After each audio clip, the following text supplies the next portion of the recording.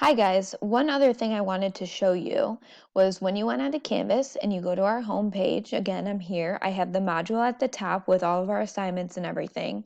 So you can see I have the expectation document in there with the video. Day one assignments are in there and I will keep adding to that. Okay, so you can minimize that if you want. Just to show you really quick, I also kept on here, we're in unit 3, we're doing quadratics. Like normal, I have the notes in here, the worksheets, and the exit slips in here.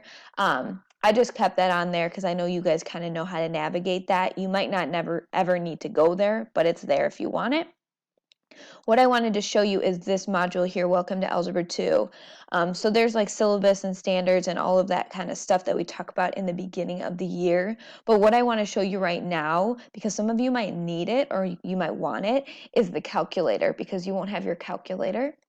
So if you go to this link where it says TI calculator, I provided you with two options. You could do whatever one you want or whatever one's going to be quicker.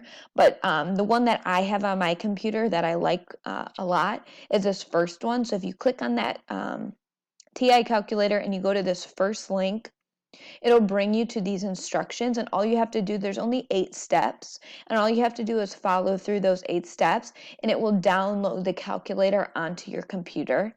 So I'm going to try to not do a lot of calculator stuff because I know not all of you have your calculator. I know you can use your phone for some of the smaller things, but if you want to look at a graph, if we're doing a problem or you're doing an exit slip that you think a calculator might help you, this is a way to download the calculator so that you can use it at home.